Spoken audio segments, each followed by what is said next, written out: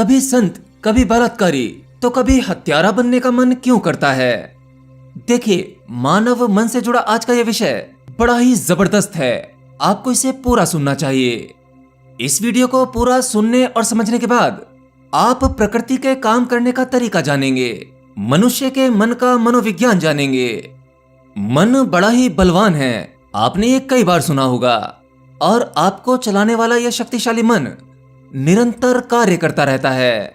जब मन कार्य करता है तो विचार जन्म लेते हैं और ये विचार निरंतर चलते रहते हैं। मन के विचारों पर आपका कोई कंट्रोल नहीं होता, आप इसे नियंत्रित नहीं कर सकते।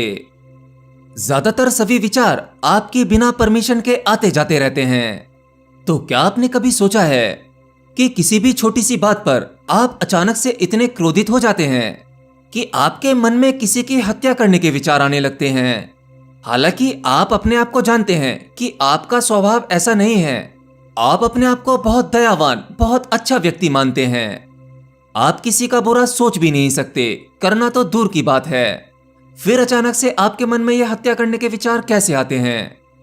एक ही घर में अगर 4 पुत्र हैं, सबको एक जैसा भोजन, एक जैसी परवरिश मिलती है, फिर भी सभी का व्यक्तित्व अलग अलग क्यों होता है? 4 पुत्रों में से 3 पुत्र शराब से नफरत करते हैं, शराब पीने वालों से भी नफरत करते हैं, परंतु उनमें से एक पुत्र, उसका मन शराब पीने का करता है, वह किसी लत में लग जाता है।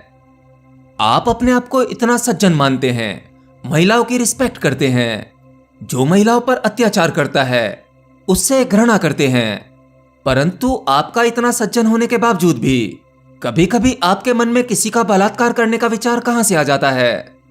कोई बाहरी व्यक्ति अगर किसी महिला पर अत्याचार कर रहा हो तो आपको दुख होता है, परंतु आप स्वयं भी कभी कभी अपने ही घर की महिला पर अत्याचार करते हैं।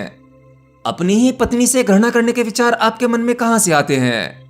आपने अपने जीवन में एक चींटी को भी नहीं मारा, सभी जीव जंतुओं से प्रेम करते हैं, फिर अचानक से आपके मन में किसी की हत्या करने का विचार कहां से आ जाता है?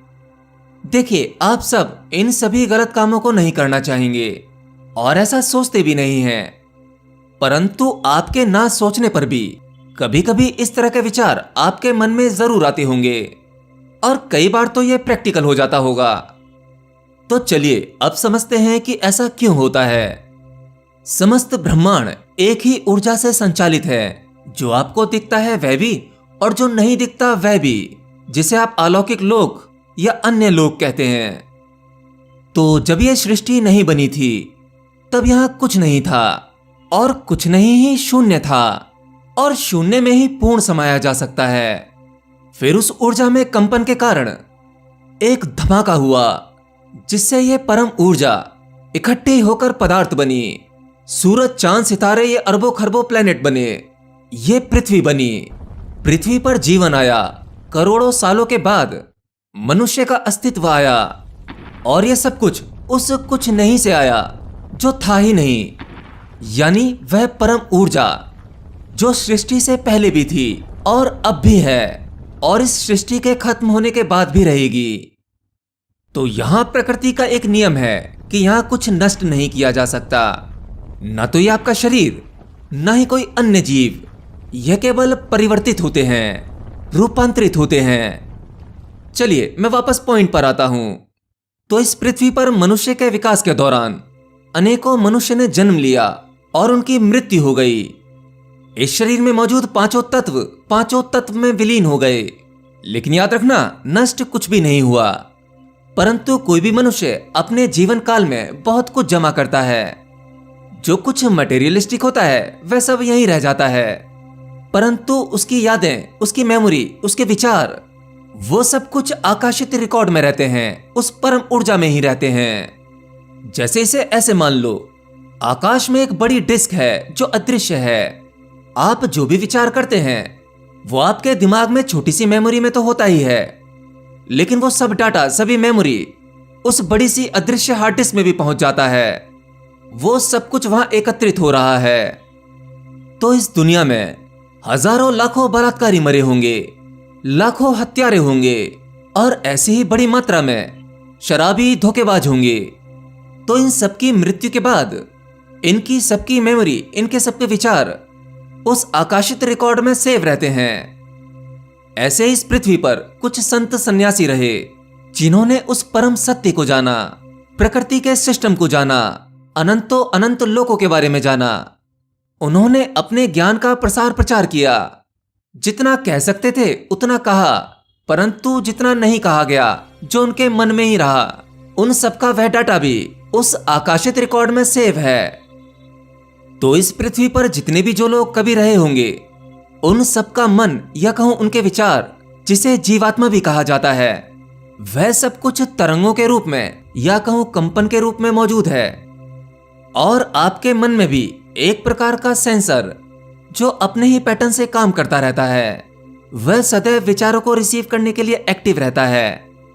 अगर आपके मन में कोई एक विशेष विचार आता है, तब आपके विचार की तरंग, वो वाइब्रेशन, आकाशित रिकॉर्ड में मौजूद आपके विचार से मिलती जुलती तरंगों से कनेक्ट हो जाता है। और फिर उसी प्रकार के विचार आपके मन में बहुत ज्यादा आने लगते हैं। अगर कोई ऐसा विचार जो आपकी मन की शक्ति से ज्यादा ताकतवर है, वह आपके भीतर प्रवेश कर जाए, तब आप उस कार्य को कर देते हैं। अब वह कार्य अच्छा है या बुरा है, इससे कोई फर्क नहीं पड़ता। हम सबके भीतर रिसीवर है। अगर आपके भीतर कोई बुरा विचार आता है, तब आप उस व्यक्ति की मेमोरी से कनेक्ट हो जाएंगे, उन तरंगों से कनेक्ट हो जाएंगे। जो व्यक्ति बुरे स्वभाव का रहा होगा, लेकिन वह अब नहीं है, परंतु उसकी मेमोरी की तरंगें यही मौजूद हैं। आपका मन उन्हें पकड़ लेता है और आपका स्वभाव कुछ देर के लिए उसी व्यक्ति की तरह हो जाता है जिसकी तरंगें आपने पकड़ी हैं। इसीलिए आपका मन स्थिर नहीं रहता। आपके बिना परमिशन के आप उन विचारों को पकड़ लेते हैं जो कभी कभी आपके व्यक्तित्व के विरुद्ध होते हैं। आप में से बहुत सारे लोगों को कभी कभी संत या सन्यासी बनने का मन करता होगा। इस प्रकार के विचार आते होंगे, तो भाई ये भी सामान्य है, क्योंकि हमारी इस पृथ्वी पर रहे संत सन्यासी, उनकी मेमोरी की तरंगें भी, उनकी वाइब्रेशन भी यही मौजूद हैं, लेकिन वह कम मात्रा में है। इसीलिए कुछ कम ही लोग अच्छे विचारों से कनेक्ट हो पाते हैं। सन्यासी या बुद्ध पुरुषों के विचारों से कम कनेक्ट हो पाते हैं। लेकिन सामान्यतः ज्यादातर व्यक्ति कभी कभी कोई कोई छोटे छोटे विचार उनके पकड़ लेता है। यह सबके साथ हो सकता है, क्योंकि सिद्ध सन्यासी या बुद्ध पुरुष बहुत कम हुए, लेकिन उनकी वाइब्रेशन बहुत शक्तिशाली है। अगर आप अपने से आध्यात्मिक मामले में थोड़े विचार करेंगे, तो आपको वह ज्यादा मात्रा में रिसीव होंगे, और आपके द्वारा रिसीव किए गए विचार, वो तरंगें, आपको वो सब करने के लिए मजबूर करती हैं जो असल में वो लोग करना चाहते थे, जैसा उनका स्वभाव था। अब वह मेमोरी, वे तरंगें आपके शरीर का उपयोग करना चाहती हैं, आपसे वो सब करवाने की कोशिश करती हैं। इसीलिए कहते हैं, आप जैसा सोचोगे वैसा ही अपनी ओर आकर्षित करोगे। तो बस यही है आपके मन के अंदर आने वाले विचारों का रहस्य, उसका विज्ञान। इसीलिए आपके मन में कभी हत्यारा, कभी बलात्कारी, कभी धोखेबाज और कभी संत बनने का विचार आता है। आप एक नहीं हो, आप मल्टी पर्सनैलिटी हो। और अगर आप जानना चाहते हैं कि इन सब से बचना कैसे है, तो मुझे कमेंट बॉक्स में लिखकर बताना। हो सका तो उस पर भी वीडियो बना दूंगा।